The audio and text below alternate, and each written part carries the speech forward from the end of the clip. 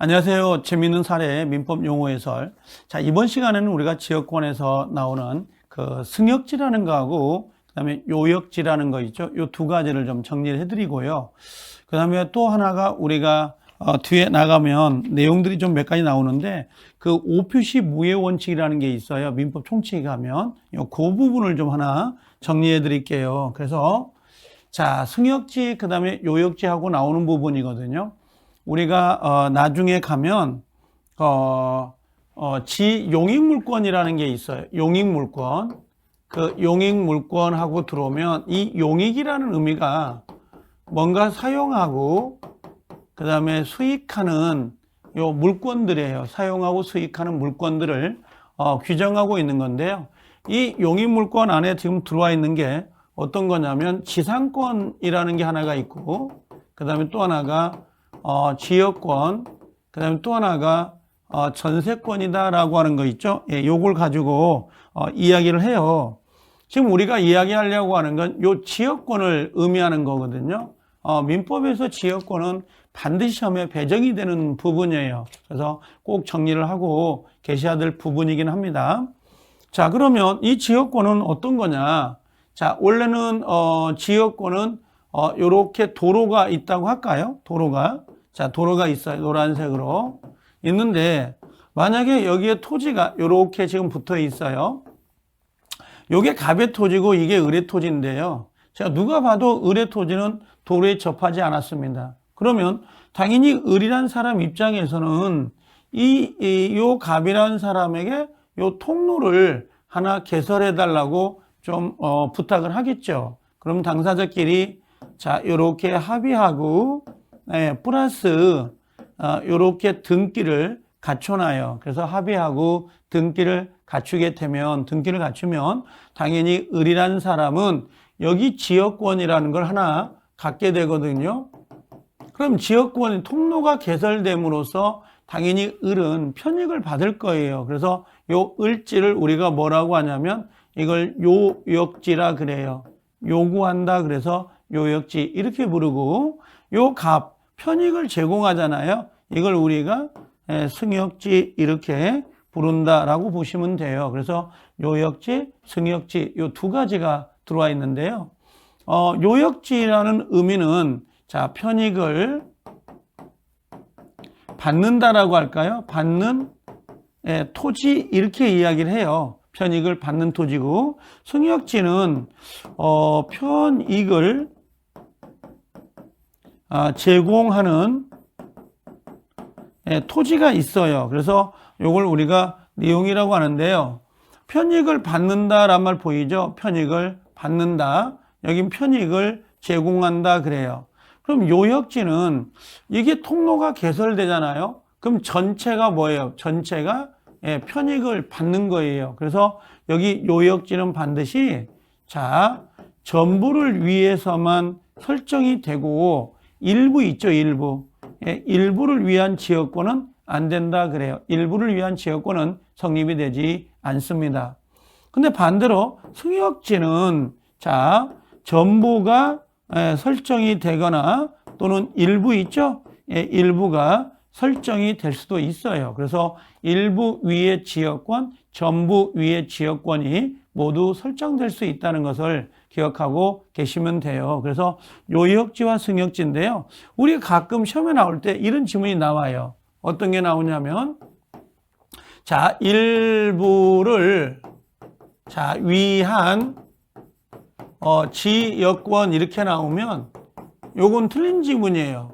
일부를 위한 게 아니라 반드시 전부를 위해서만 설정할 수 있는 게 지역권이고 그 다음에 또 하나는 자, 일부 위에 지역권이라 그래요. 이건 옳은 지문이에요. 일부 위다라고 하는 건 요건 지금 요역지를 말하는 게 아니라 승역지를 말하거든요. 그래서 자, 요거 일부를 위한 요것은 지금 뭐냐면 요역지를 의미하는 거고 요것은 승역지를 가지고 지문을 낸 거예요. 그래서 위에 위한 요거 좀 구별을 해서 정리를 하실 필요가 있는 부분입니다. 요거 상당히 중요한 부분이에요. 지역권에서는 이 내용들을 자, 그럼 본문 내용으로 가보시면 뭐라고 되어 있냐면 다른 토지의 편익에, 다른 토지 편익이라고 되어 있어요.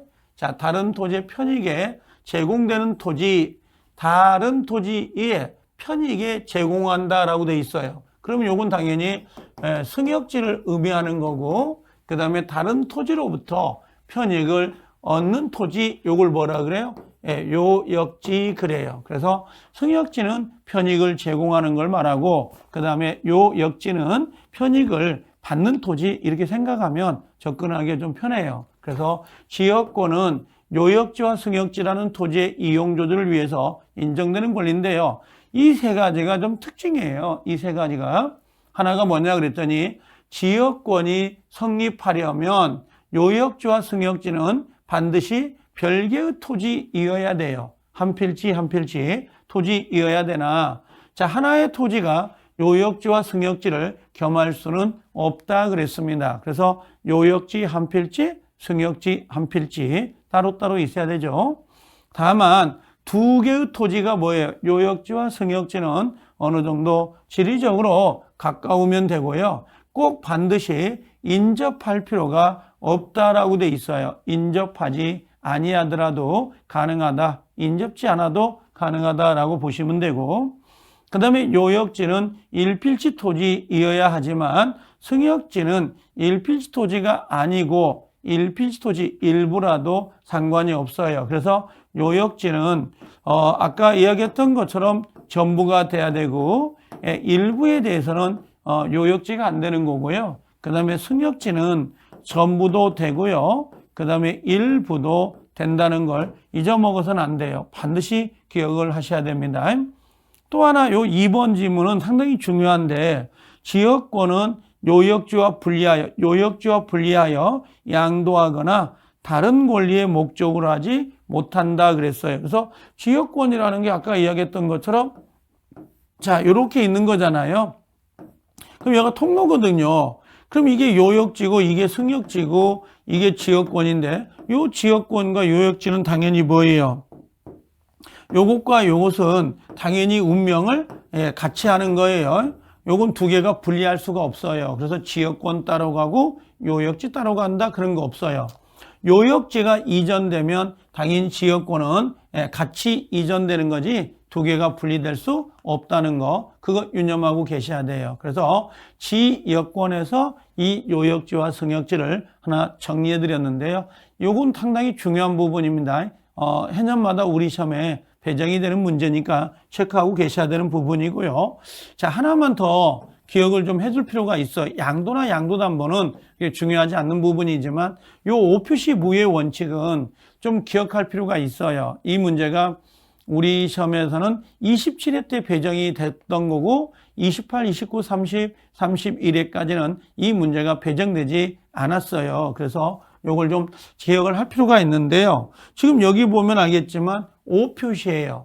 잘못 표시가 되더라도 무해, 해가 되지 않는다라고 하는 건데요. 어떤 것이 있냐면 이런 걸 해볼게요. 자, 요거 만약에 을이란 사람이 토지를 하나 갖고 싶다고 합시다. 토지가 X 토지가 하나 있고 Y 토지가 하나 있다고 해요. 근데 갑과 요 을 간에 자, 둘이 매매 계약을 맺었는데 그 매매 계약은 어떤 토지냐면 X로 매매를 했어요. 그러니까 이 얘들이 자, 갑과 을이 매매 계약을 맺을 때에 당연히 뭐예요? 확인을 했겠죠. 확인을 해서 자, 매매 계약을 뭘로 맺었냐면 요 X 토지로 매매 계약을 맺었지 Y로 계약을 한 게 아니에요. 그래서 갑도 X를 사고 하겠다.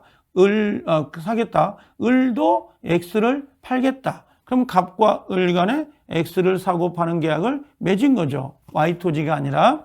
근데 이 친구들이 잘못해가지고 계약서에다가 Y로 기재를 했어요. X로 기재한 게 아니라 Y로 기재가 돼버렸고 등기도 당연히 뭘로요? 요 Y로 등기가 돼버린 거예요. 그러면 이때 을이라는 사람 있잖아요. 요 을은 소유권을 취득할 수 있냐고 물어봐요. 소유권을 취득할 수 있습니까? 그랬더니 일단은 얘는 취득 못해요. 그 이유가 뭐냐 그랬더니 등기가 안 됐으니까. 그러면 여기 Y는 소유권을 취득할 수 있냐? 등기가 됐으니까 안 돼요. 그 이유는 물적 합의, 즉 매매 계약을 체결하지 않는 상태에서 등기만 됐다고 해서 소유권을 인정할 수는 없잖아요. 그러면 결론은 어떤 거냐면 결론은 그거네요.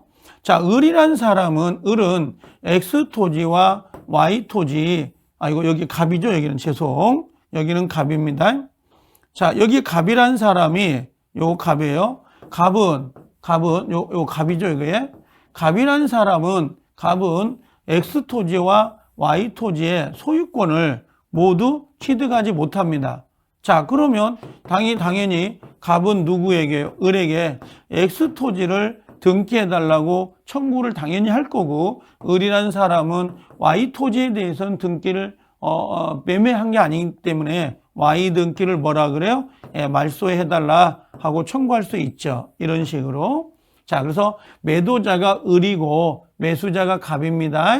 그럼 당연히 을과 갑 사이에 매매가 됐는데 X로 사고 팔았다. 근데 둘 다 등기가 안 됐다. 그럼 요 갑이라는 사람은 X 토지도 소유권을 취득할 수 없고 요 Y도 소유권을 취득할 수 없다. 그럼 갑은 결국 X와 Y를 모두 취득할 수는 없어요. 그래서 갑은 을이란 사람에게 X 토지를 청구할 수 있는데요. 자, 잘못 표시가 됐다 하더라도 계약 자체가 소멸되거나 없어지진 않습니다. 자, 그러면 표의자와 상대방, 표의자가 누구예요? 여기서는 갑, 상대방 을, 표시행위로 본래의 의미대로, 본래 의미가 뭐예요? X죠. 원래는 X인데 양 당사자가 일치하여 이와 다른 의미로, 다른 의미가 뭐예요? Y로 등기가 됐다 하더라도 표의자와 상대방이 실제로 이해관계를 맺은 의미대로 누구예요? X 토지대로 성립이 된다라고 하는 거, 잘못 기재가 됐다 하더라도 효력이 있습니다. 그런 의미예요. 그래서 갑은 자 X, 을 소유 X 토지에 대해서 임차하여 사용하던 중에 이를 매수함으로써 을과 합의하였으나 계약서에 Y 토지로 잘못 기재가 됐다. 그럼 Y 토지가 잘못 기재됐다 하더라도 매매 계약은 X 토지에 대해서 유효하게 성립이 되는 거지 Y로 계약이 성립되는 것은 아니에요. 결론은 뭐냐면 오표시는 잘못 표시가 됐다 하더라도 당사자가 합의한 내용대로 효력을 발생합니다. 그런 개념이에요. 그래서 오표시 무효 원칙인데 요건 나중에 우리가 본 내용에 가면 아마 이걸 좀 설명을 해드릴 거예요. 그래서 우리가 좀 정리를 할 필요가 있어요. 자, 이번 시간에는 우리가 지역권에서 요역지하고 승역지, 그 다음에 또 하나가 오표시 무효 원칙을 좀 설명을 해드린 거니까 정리를 잘하고 계셔야 됩니다. 상당히 중요한 용어들이니까 나중에 좀 본 내용이 들어가면 우리가 확인을 할 거예요. 자, 가볍게 한번 정리해 주시면 감사하겠습니다. 자, 이번 시간 여기까지 정리합니다. 고생들 하셨습니다.